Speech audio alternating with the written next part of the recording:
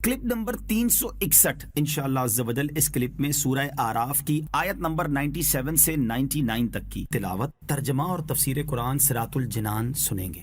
بسم اللہ الرحمن الرحیم۔ اللہ کے نام سے شروع جو نہایت مہربان رحمت والا ہے۔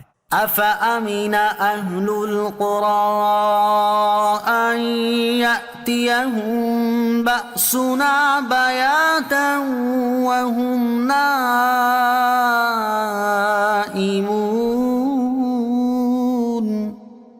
او امن اہل القرى ان یأتیہم بأسنا ضحا وهم یلعبون۔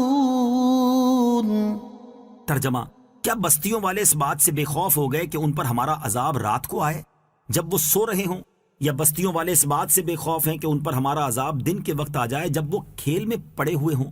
افأمن اہل القرى، کیا بستیوں والے بے خوف ہو گئے؟ یہاں بستیوں والوں سے مراد مکہ مکرمہ اور آس پاس کی بستیوں والے ہیں، اور ایک قول یہ ہے کہ اس سے مراد ہر اس بستی کے افراد ہیں جنہوں نے کفر کیا اور اللہ کے نبی کو جھٹلایا۔ اس آیت اور اس سے اگلی آیت میں انہیں اللہ عز و جل کے عذاب سے ڈرایا جا رہا ہے کہ کہیں ایسا نہ ہو ان کی غفلت کے اوقات میں، مثلا رات کو سوتے وقت یا دن میں، اس وقت جب یہ کھیل کود میں پڑے ہوں، ان پر اللہ عز و جل کا عذاب نازل ہو جائے، کیونکہ عذاب الہی اکثر غفلت کے وقت آتا ہے، اور غفلت زیادہ تر رات کے آخری حصے میں یا پورے دن چڑھے ہوتی ہے۔ نیک اعمال کرنے اور عذاب الہی سے ڈرنے کی ترغیب۔ ان آیات میں جہاں کفار کو اللہ تعالیٰ کے عذاب سے ڈرایا گیا ہے، وہیں مسلمانوں کو بھی نیک اعمال کرنے اور اللہ تعالیٰ کے عذاب سے ڈرتے رہنے کی ترغیب دی گئی ہے۔ ایک اور مقام پر اللہ تعالیٰ ارشاد فرماتا ہے: یا ایھا الذین آمنوا اتقوا اللہ حق تقاتہ ولا تموتن الا وانتم مسلمون۔ ترجمہ: اے ایمان والو، اللہ سے ڈرو جیسا اس سے ڈرنے کا حق ہے، اور ضرور تمہیں موت صرف اسلام کی حالت میں آئے۔ حضرت انس رضی اللہ تعالیٰ عنہ سے روایت ہے، حضور اقدس صلی اللہ تعالیٰ علیہ وسلم نے ارشاد فرمایا: اے مسلمانوں کے گروہ، اللہ تعالیٰ نے تمہیں جس چیز کی رغبت دی ہے اس میں رغبت رکھو، اور جس چیز سے یعنی اپنی عذاب، جھڑک اور جہنم سے ڈرایا ہے تو اس سے بچو اور ڈرو۔ اگر جنت کا ایک قطرہ تمہارے ساتھ دنیا میں ہو جس میں تم اب موجود ہو تو وہ تمہارے لیے اسے اچھا کر دے، اور اگر جہنم کا ایک قطرہ تمہاری اس دنیا میں آ جائے تو وہ اسے تم پر خراب کر دے۔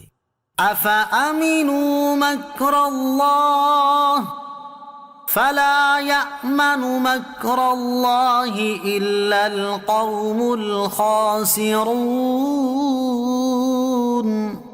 ترجمہ: کیا وہ اللہ کی خفیہ تدبیر سے بے خوف ہیں؟ تو اللہ کی خفیہ تدبیر سے صرف تباہ ہونے والے لوگ ہی بے خوف ہوتے ہیں۔ افامنوا مکر اللہ، کیا وہ اللہ کی خفیہ تدبیر سے بے خوف ہیں؟ مکر کے لغوی معنی ہے خفیہ تدبیر، جبکہ عام محاورے میں دھوکہ اور فریب کو مکر کہا جاتا ہے۔ یہاں اس کا لغوی معنی یعنی خفیہ تدبیر مراد ہے۔ اس آیت میں اللہ تعالیٰ کے خاص غضب کا ذکر ہے، چنانچہ فرمایا گیا: کیا کفار اللہ تعالیٰ کی خفیہ تدبیر سے بے خوف ہیں اور اس کے ڈھیل دینے اور دنیاوی نعمتیں دینے پر مغرور ہو کر اس کے عذاب سے بے فکر ہو گئے ہیں؟ سن لو، اللہ عز و جل کی خفیہ تدبیر سے صرف تباہ ہونے والے لوگ ہی بے خوف ہوتے ہیں، اور اس کے مخلص بندے اس کا خوف رکھتے ہیں۔ اللہ تعالیٰ کی خفیہ تدبیر سے ہر وقت ڈرتے رہنا چاہیے۔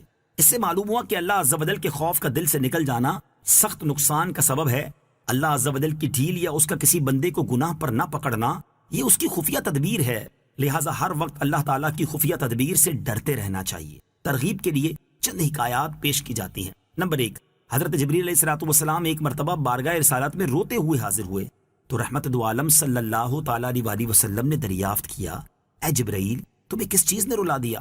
انہوں نے عرض کی: جب سے اللہ تعالیٰ نے جہنم کو پیدا فرمایا ہے، میری آنکھیں اس وقت سے کبھی اس خوف کے سبب خشک نہیں ہوئیں کہ مجھ سے کہیں کوئی نافرمانی نہ ہو جائے اور میں جہنم میں ڈال دیا جاؤں۔ نمبر 2، جب ابلیس کے مردود ہونے کا واقعہ ہوا تو حضرت جبرائیل اور حضرت میکائیل علیہ السلام رونے لگے تو رب تعالیٰ نے دریافت کیا: حالانکہ وہ سب جانتا ہے، تم کیوں روتے ہو؟ انہوں نے عرض کی: اے رب عز و جل، ہم تیری خفیہ تدبیر سے بے خوف نہیں ہیں۔ رب تعالیٰ نے ارشاد فرمایا: تم اسی حالت پر رہنا یعنی کبھی مجھ سے بے خوف مت ہونا۔ نمبر 3، حضرت انس بن مالک رضی اللہ تعالیٰ عنہ فرماتے ہیں کہ ایک بار میں نے حضرت عمر فاروق رضی اللہ تعالیٰ عنہ کو ایک باغ کی دیوار کے پاس دیکھا کہ وہ اپنے آپ سے فرما رہے تھے، واہ، لوگ تجھے امیر المومنین کہتے ہیں اور تو اللہ عز و جل سے نہیں ڈرتا۔ اگر تو نے رب تعالیٰ کا خوف نہ رکھا تو اس کے عذاب میں گرفتار ہو جائے گا۔ نمبر 4، حضرت ربیع بن خیثم رحمت اللہ تعالیٰ علیہ کی صاحبزادی نے ان سے کہا، ابا جان، میں دیکھتی ہوں کہ سب لوگ سوتے ہیں اور آپ نہیں سوتے، اس کی وجہ کیا ہے؟ فرمایا، اے میری نور نظر، تیرا باپ رات کو سونے سے ڈرتا ہے۔ آپ رحمت اللہ تعالی علیہ کا اشارہ اوپر مذکور آیت کی طرف تھا۔ نمبر 5، حضرت حسن بصری رضی اللہ تعالی عنہ 40 برس تک نہیں ہنسے۔ جب ان کو بیٹھے ہوئے دیکھا جاتا تو یوں معلوم ہوتا گویا ایک قیدی ہیں جسے گردن اڑانے کے لیے لایا گیا ہو، اور جب گفتگو فرماتے تو انداز ایسا ہوتا گویا آخرت کو آنکھوں سے دیکھ دیکھ کر بتا رہے ہیں، اور جب خاموش رہتے تو ایسا محسوس ہوتا گویا ان کی آنکھوں میں آگ بھڑک رہی ہے۔ جب ان سے اس قدر غمگین اور خوف زدہ رہنے کا سبب پوچھا گیا تو فرمایا، مجھے اس بات کا خوف ہے کہ اگر اللہ تعالیٰ نے میرے بعض ناپسندیدہ اعمال کو دیکھ کر مجھ پر غضب فرمایا اور یہ فرما دیا کہ جاؤ، میں تمہیں نہیں بخشتا، تو میرا کیا بنے گا؟ اللہ تعالیٰ ہمارے ایمان کی حفاظت فرمائے اور ہمیں اپنی خفیہ تدبیر سے ڈرتے رہنے کی توفیق عطا فرمائے، آمین۔